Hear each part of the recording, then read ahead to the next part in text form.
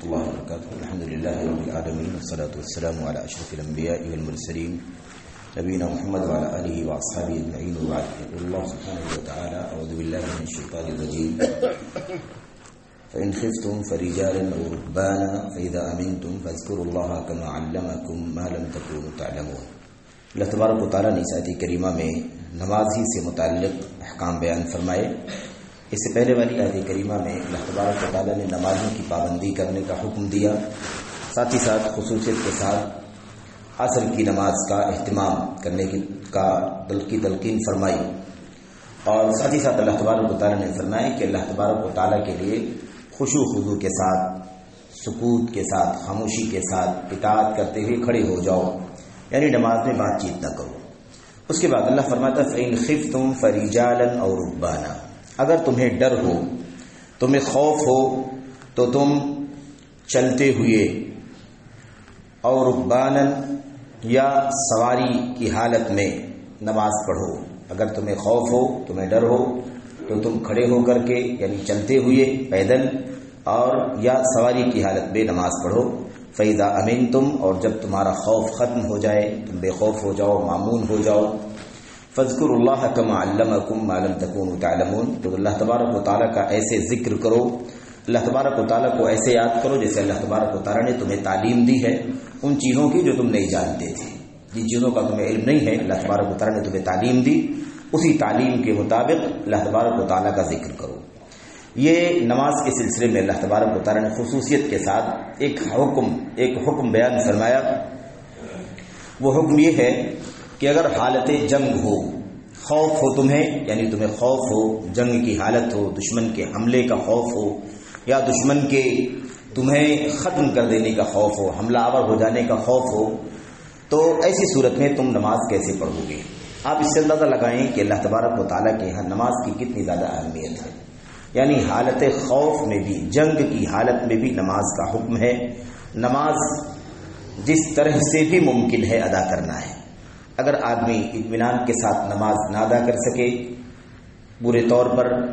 تو چلتے پھرتے ادا کر لے، چلتا ہوا ادا کر لے، یعنی آدمی چل رہا ہو، اسے پتہ بھی نہ ہو کہ قبلہ کس طرف ہے، یا سواری پر بیٹھا ہوا ہو اور دشمن دوڑا رہا ہو، ایسی صورت میں اسے سواری پر ہی نماز پڑھ لینی چاہیے. نہ ایسی صورت میں اس کے لیے کسی قبلے کی شرط ہے، نہ ایسی صورت میں اس کے لیے قاعدے سے رکوع کرنے اور سجدے کرنے کی شرط ہے، لیکن نماز اسے پڑھنا ہے. اللہ تبارک و تعالیٰ فرماتا ہے جب تمہیں خوف ہو، اگر تمہیں خوف ہو یعنی تمہیں دشمن کا ڈر ہو حالت جنگ میں کہ دشمن تم پر حملہ آور ہو جائے گا یا تمہیں آ لے گا، پکڑ لے گا اور تم پر قابو پا لے گا، تو ایسی صورت میں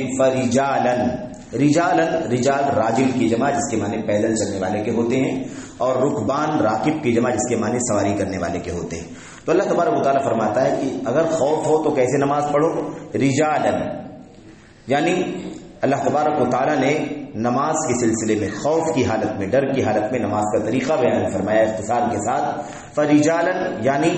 پیدل، یعنی کیا مطلب؟ کھڑے ہو کر کے چلتے پھرتے. انسان چل رہا ہے، ایک جگہ کھڑا بھی نہیں کہ کھڑے ہو کر کے کم سے کم قیام کر لے، کچھ رکوع کر لے، تھوڑا جھک جائے یا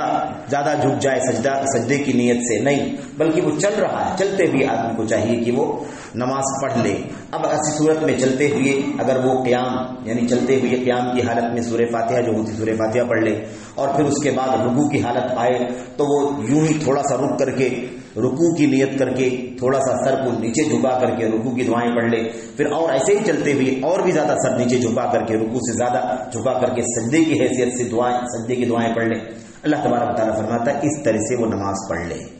اور رکبانن، اگر یہ بھی ممکن نہ ہو، یعنی اگر انسان پیدل بھاگ رہا ہو، پیدل چل رہا ہو، سواری پر نہ ہو، اور ایسی صورت میں بھی اگر نماز پڑھنا ممکن نہ ہو،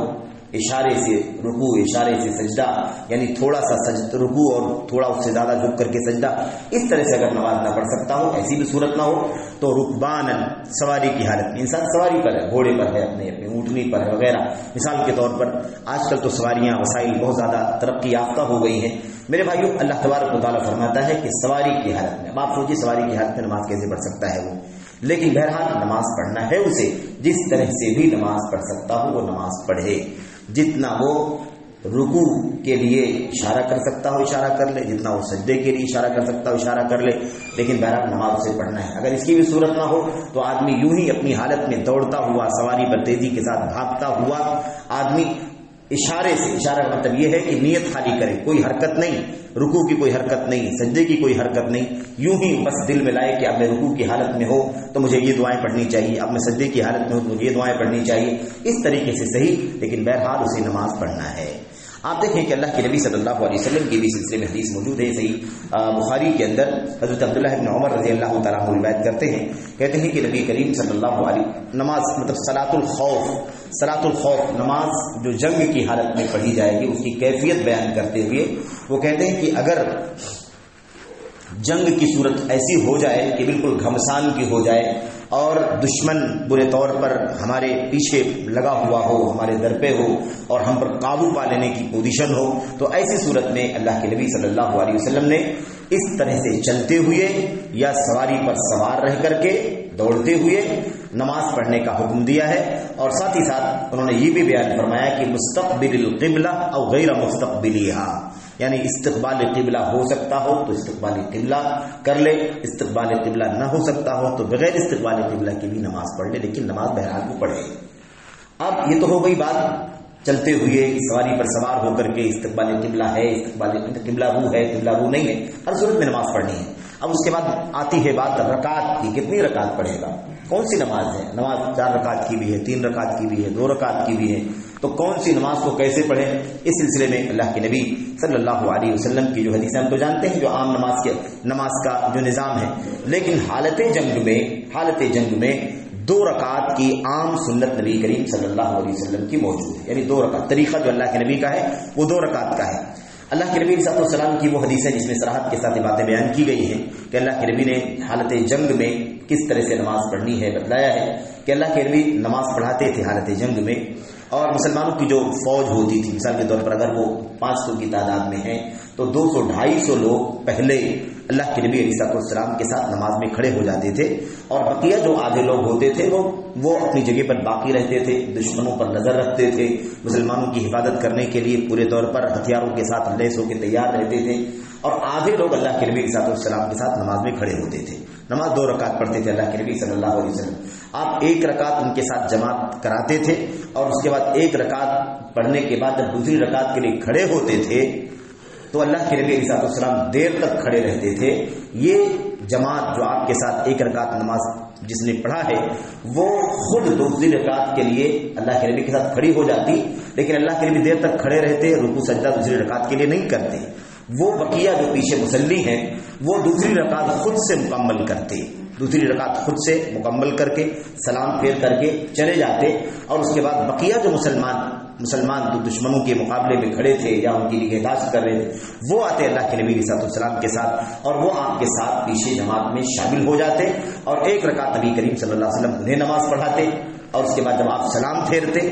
2 رکعت آپ کی مکمل ہو جاتی، آپ سلام پھیرتے، اس کے بعد یہ لوگ کھڑے ہو کر کے اپنی 1 رکعت مکمل کر کے سلام پھیرتے۔ یہ طریقہ نبی کریم صلی اللہ علیہ وسلم کا تھا، لیکن اگر یہ صورت بھی نہ ہو، یہ صورت جو بیان کی جا رہی ہے آیت کریمہ میں، یہ اس سے بھی زیادہ نازک صورتحال بتائی جا رہی ہے، یعنی گھمسان کی جنگ ہو، التحام الجیش، یعنی کیا مطلب لشکر دوسرے لشکر پر پورے طور پر ٹوٹ پڑ رہا ہو، دوڑا رہا ہو، مبارزہ یعنی دوڑا رہا ہو پیچھے سے، اس طرح کی صورتحال پیش آ جائے تو یہ 2 رکعت بھی نہیں بلکہ حالت جنگ میں 1 رکعت پڑھنے کا حکم نبی کریم صلی اللہ علیہ وسلم کے پاس سے موجود ہے، اور اس کی صورت یہ کہ انسان چلتے پھرتے 1 رکعت پڑھ لے، سواری پر بھاگ رہا ہے 1 رکعت پڑھ لے، لیکن بہرحال نماز سے پڑھنی ہے۔ اس سلسلے میں نبی کریم صلی اللہ علیہ وسلم کی یہ حدیث تو ہم جانتے ہیں کہ 2 رکعت آپ پڑھاتے تھے، 1 رکعت ایک جماعت کو، 1 رکعت ایک جماعت کو، باقی 1 رکعت مکمل کرتے تھے وہ لوگ پہلی جماعت بھی، دوسری جماعت بھی، اور اللہ کے نبی علیہ السلام کی امام کی حیثیت 2 رکعت مکمل ہوتی تھی۔ لیکن اس کے علاوہ سے بخاری ہی کی روایت میں حضرت عبداللہ بن عباس رضی اللہ تعالیٰ عنہ سے مروی ہے، وہ بیان کرتے ہیں کہ فرض اللہ الصلاة على لسان رسول اللہ صلی اللہ علیہ وسلم فی الحضر 4 وفی السفر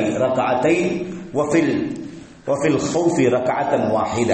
ابن عباس فرماتے ہیں رضی اللہ تعالیٰ عنہ کہ اللہ تبارک و تعالیٰ نے نماز کو تمہارے رسول صلی اللہ علیہ وسلم کی زبان پر فرض فرمایا۔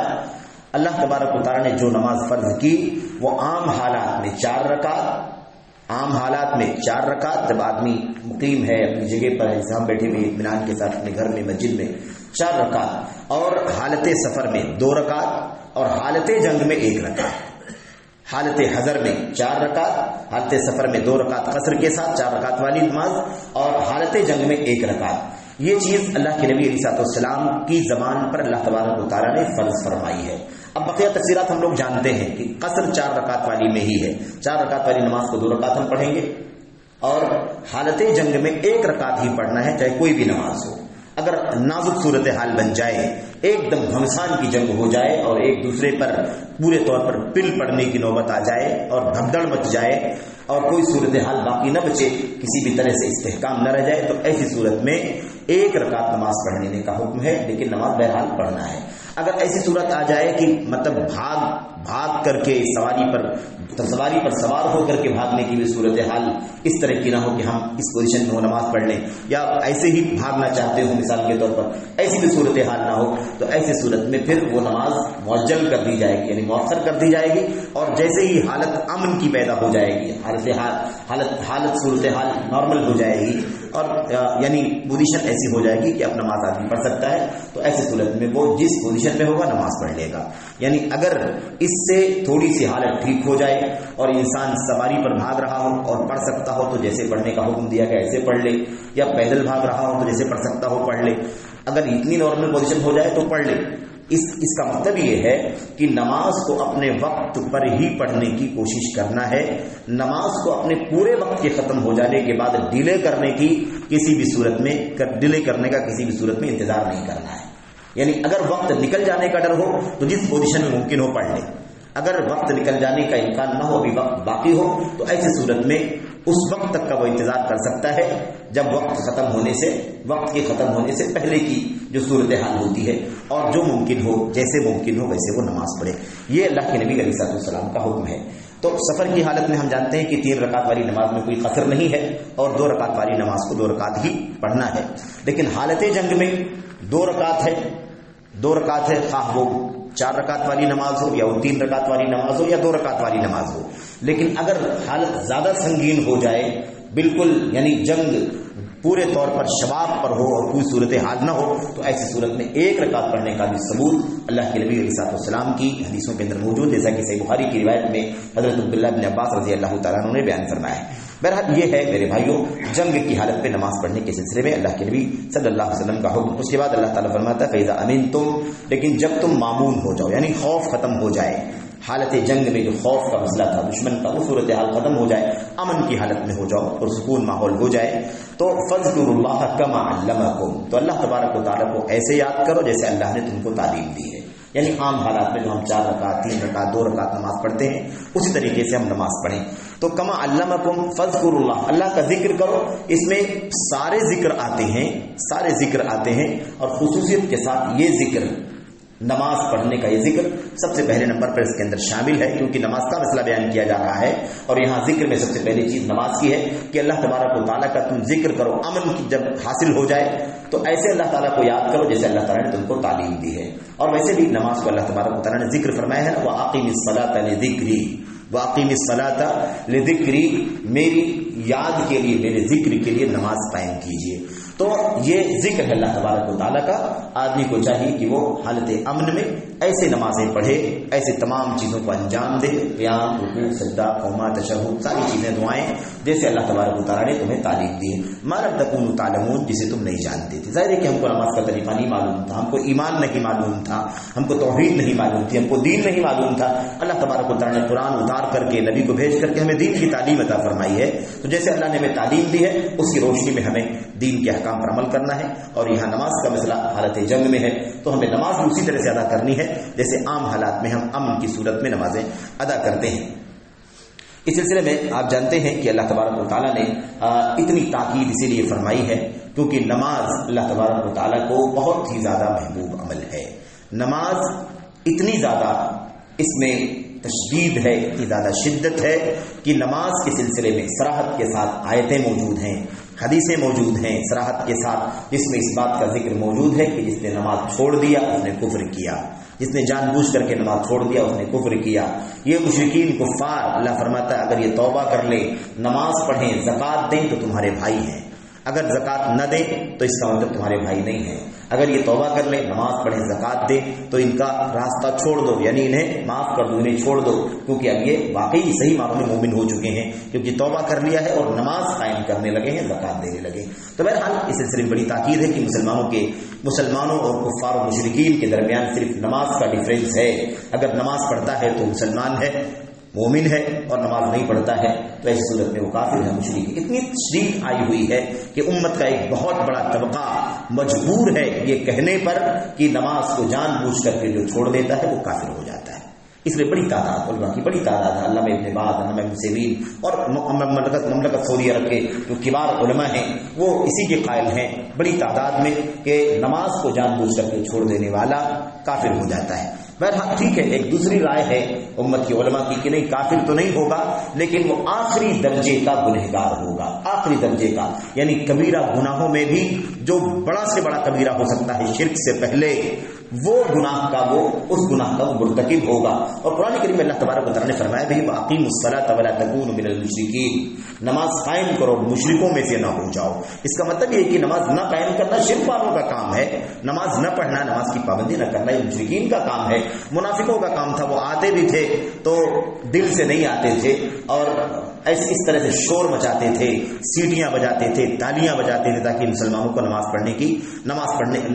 سکون سے پڑھنا نصیب نہ ہو، یا وہ نماز صحیح طور سے نہ پڑھ سکے۔ یہ طریقہ تھا وَمَا كَانَ صَلَاتُهُمْ عِندَ الْبَيْتِ إِلَّا مُكَاءً وَتَصْدِيَةً۔ اللہ نے فرمایا کہ ان کی نماز کیا رہتی ہے، ان کی نماز یہ ہوتی ہے کہ وہ آتے ہیں خانہ کعبہ کے پاس، سیٹیاں بجاتے ہیں، شور بجاتے ہیں اور واویلا کرتے ہیں تاکہ لوگوں کی نماز خراب ہو جائے۔ وہ خود بھی نماز نہیں پڑھتے ہیں حقیقی معنوں میں، اور مسلمانوں کو بھی نماز نہیں پڑھنے دینا چاہتے۔ تو خلاصہ اس کا یہ ہے میرے بھائیوں کہ نماز بہت ضروری ہے۔ آپ سوچیں کہ ہم لوگ یوں ہی صحت مند ہیں، توانا ہیں، تندرست ہیں، اچھا کام کاج ہے، اچھی جاب ہے، گھر ہے، سکون، رات، نماز نہیں پڑھتے ہیں، نماز نہیں پڑھتے ہیں، سکون زندگی کا ہم کو چاہیے ساری چیزیں میسر ہوں، لیکن نماز پڑھنے کی توفیق نہیں ہوتی۔ یا کسی کے ساتھ معمولی سا مسئلہ ہوتا ہے وہ نماز نہیں پڑھتا ہے، معمولی سا ہلکی سی تاخیر ہو گئی تو نماز چھوڑ پڑھیں گے ظہر کی نماز کے اندر۔ میرے بھائی اہتمام نہیں ہے، انسان نماز کے بارے میں اہتمام نہیں کرتا، اس کا سارا کام ٹائم ٹیبل کے ساتھ ہوتا ہے لیکن نماز کے لیے کوئی پابندی نہیں، اس کے لیے کوئی ٹائم ٹیبل نہیں ہے۔ اس طرح کی صورتحال ہے۔ یا معمولی سی تکلیف ہے، سر میں درد ہو گیا، آدمی نے نماز چھوڑ دیا، کیا سر درد کی وجہ سے اور دوسرے کام بھی وہ چھوڑ دیتا ہے؟ نہیں چھوڑتا ہے، لیکن نماز کو آسانی کے ساتھ چھوڑ دیتا ہے، اور چھوڑ دیتا ہے تو اسے پھر پورا بھی نہیں کرتا، قضا بھی نہیں کرتا، ایسی بھی صورتحال پائی جاتی۔ اس کا مطلب یہ ہے کہ نماز کا اہتمام نہیں ہے، نماز کی فکر نہیں ہے، نماز کی توجہ نہیں ہے۔ ہمارے گھروں میں کتنے بے نمازی موجود ہیں، ہمارے بچے کتنے نماز نہیں پڑھتے، ہماری بچیاں کتنی نماز نہیں پڑھتی، ہماری بیویاں نماز نہیں پڑھتی، ہم خود گارجین ہیں، گھر کے ذمہ دار ہیں، نماز نہیں پڑھتے۔ کتنے ایسے لوگ ہیں، کتنے گھرانوں کا مسئلہ ہے۔ اللہ سے دعا کریں کہ اللہ تبارک و تعالی ہمیں نماز کی پابندی کی توفیق عطا فرمائے، کیونکہ نماز یہ اسلام کی سب سے بڑی شہادت ہے جو عملی طور پر دکھائی دیتی ہے۔ ہم نے کلمہ پڑھا ہے نہیں پڑھا ہے تو ہمارے دل کے اندر ہے، لیکن اس کلمے کا تقاضا یہ ہے کہ ہم نماز کی پابندی کریں، ہم مسجدوں کو جائیں، مسجدوں سے آئیں۔ یہ مسجدوں کا جانا آنا، نماز پڑھنے کے لیے پابندی سے حاضر ہونا، ایک انسان کے لیے مسلمان ہونے کی گواہی ہے۔ میرے بھائیو، اگر اللہ کے نبی نے فرمایا کہ جب تم کسی آدمی کو دیکھو کہ وہ نماز پڑھنے کے لیے مسجد آتا ہے، جاتا ہے، باجماعت نماز پڑھتا ہے، فاشهدوا له بالایمان، تو اس کے مسلمان ہونے کی گواہی دو۔ تو نماز یہ اسلام کی گواہی ہے، اسلام کی شہادت ہے۔ میرے بھائیو، کسی موقع پر مولانا عبدالحمید رحمانی رحمۃ اللہ علیہ نے کہا تھا کہ نماز کی پابندی یہ اسلام کی ممبرشپ ہے، اسلام کی ممبرشپ ہے کہ آدمی نماز پڑھے۔ جیسے آدمی کسی سنستھا کا، کسی سیٹ اپ کا، کسی نظام کا ممبر بنتا ہے، اس کو نام کی انٹری کرانی ہوتی ہے، ایسے ہی اسلام میں انٹری کرانے کے لیے آدمی کو چاہیے کہ وہ نماز پڑھے، کیونکہ نماز پڑھنا، نماز کی پابندی کرنا یہ اسلام کی ممبرشپ ہے۔ تو میرے بھائیوں، بہت واضح سی بات ہے، اللہ کے نبی نے فرمایا کہ ہمارے اور مشرکین کے درمیان نماز کا فاصلہ ہے۔ اگر ہم نماز پڑھتے ہیں تو مسلمان ہیں، نہیں پڑھتے ہیں تو کافر اور مشرک ہے۔ اس کا مطلب یہ ہے کہ اسلام کا ممبر بننے کے لیے آدمی کو نماز کی پابندی کرنے والا ہونا ضروری ہے۔ اللہ سے دعا ہے کہ اللہ تبارک و تعالی ہم سب کو نماز کی پابندی کی توفیق عطا فرمائے، آمین رب العالمین، وصلی اللہ وسلم وبارک علی نبینا محمد وعلی آلہ وصحبہ اجمعین۔ السلام علیکم ورحمۃ اللہ وبرکاتہ۔ جی، اصل میں طہارت کا مسئلہ یہ ہے کہ صحابہ ہمیشہ طہارت کی حالت میں رہتے تھے، ان کا وضو ٹوٹتا تھا فوراً باوضو ہوتے تھے. ہمیشہ باوضو رہنے کی کوشش کرنا یہ مسلمان کی پہچان ہے، یہ عام بات ہے. لیکن اگر مثال کے طور پر آدمی کو واقعی وہ وضو کرنا چاہتا ہے، طہارت حاصل کرنا چاہتا ہے، نہیں کر سکتا ہے، تو ہمارے لیے تیمم کا نظام موجود ہے. تیمم کا نظام موجود ہے. آدمی کہیں بھی ہاتھ مٹی پر لگائے اور اس کے بعد چلتے پھرتے اپنے وضو نہیں ہے تو وضو والا بن جائے، اور غسل کی ضرورت بھی ہے تو انشاءاللہ تبارک و تعالیٰ یہ تیمم غسل کے لیے بھی کافی ہو جائے گا، وضو کے لیے بھی کافی ہو جائے گا. اور اگر اس طرح کی صورت تیمم ایک ضربہ جانتے ہیں، مٹی پر آدمی اپنے ہاتھوں کو مارے اور اس کے بعد اگر زیادہ دھول مٹی اگر آ گئی ہو تو اسے پھونک کر کے ختم کر لے، مطلب جو زیادہ اس کے اثرات ہیں وہ نکل جائیں، اور اس کے بعد اسے ہمیں اپنے چہرے پر پھیر لینا ہے، اور اس کے بعد دائیں ہاتھ سے بائیں ہاتھ پر، بائیں ہاتھ سے دائیں ہاتھ پر پھیر لینا ہے. بس یہ وضو کے لیے بھی کافی ہے اور یہ غسل کے لیے بھی کافی. الگ الگ کام نہیں کرنا کہ ایک بار مار کر کے چہرے پر پھیرنا، دوسری بار مار کر کے ہاتھ پر پھیرنا، نہیں، ایک ہی ضربے میں دونوں کام کرنا ہے. یہ سنت ہے نبی کریم صلی اللہ علیہ وسلم کی. لیکن اگر یہ صورتحال بھی آ جائے کہ آدمی کوئی بھی میسر نہیں ہے، آدمی تیمم بھی نہیں کر سکتا ہے، تو کوئی مسئلہ نہیں ہے. اضطراری صورتحال میں انسان ایسے ہی جیسے جس حالت میں وہ ہے وہ نماز پڑھ لے، اللہ تبارک و تعالیٰ اس کی نماز کو قبول فرما لے گا. کیوں؟ اس کی دلیل یہ ہے اتقوا اللہ ما استطعتم، تمہارے بس میں جتنا ہے اتنا اللہ تبارک و تعالیٰ سے ڈرو. لا یکلف اللہ نفسا الا وسعها، اللہ تبارک و تعالیٰ تمہیں اتنی ہی کی ذمہ داری دیتا ہے جتنا تمہارے بس میں. ہمارے بس میں نہیں ہے تو اللہ تبارک و تعالیٰ یہ ذمہ داری ہمیں نہیں دیتا. اللہ تبارک و تعالیٰ ہمیں معاف فرما دے گا اور ہماری نمازیں قبول فرما دے گا. اللہ تعالیٰ ہم سب کو خیر کی توفیق عطا فرمائے. آمین رب العالمین.